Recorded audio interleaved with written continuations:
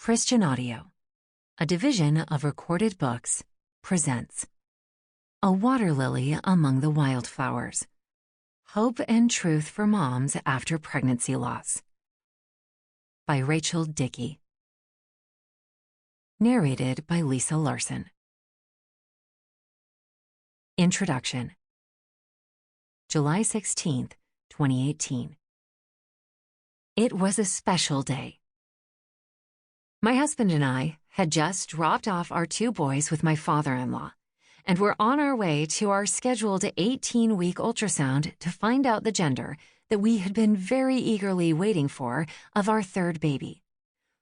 Although I have loved every second of it, boys had completely outnumbered girls in our house for more than 4 years.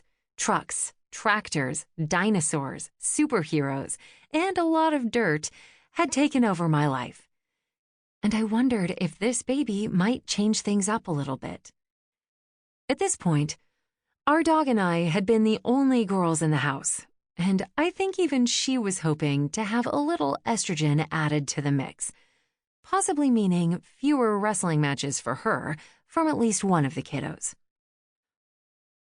When we asked our boys whether they thought their new sibling would be a boy or a girl, they were at first very certain they were getting a sister. But as the weeks went by, they insisted that this baby had to be a boy. Not a single one of us truly cared what gender the baby would be. But by then, all of us had been anticipating the news for a very long time.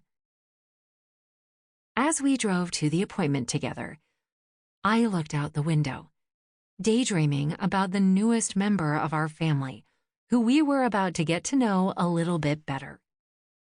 I kept picturing all the different scenarios of what life was going to be like as we became a family of 5.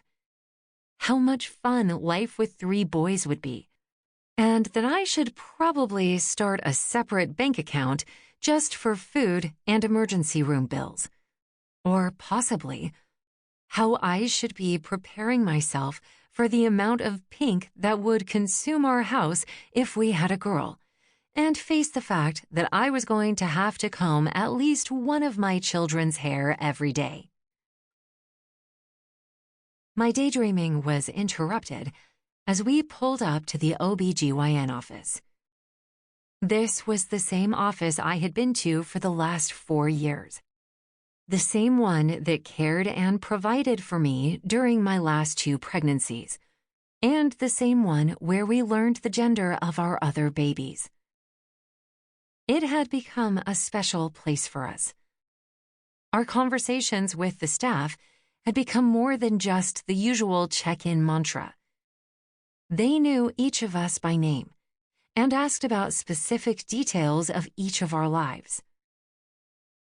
As we sat in the waiting room that day, I took in each of the women I saw.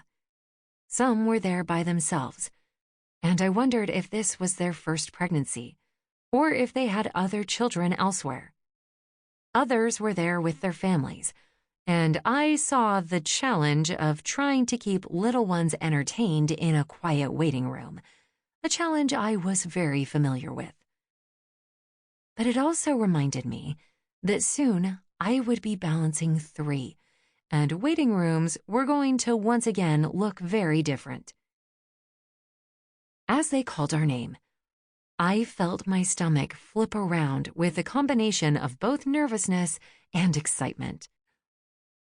The nurse directed us to the ultrasound technician and jokingly walked us through what was about to happen as if we had never done this before. We both laughed and followed instructions.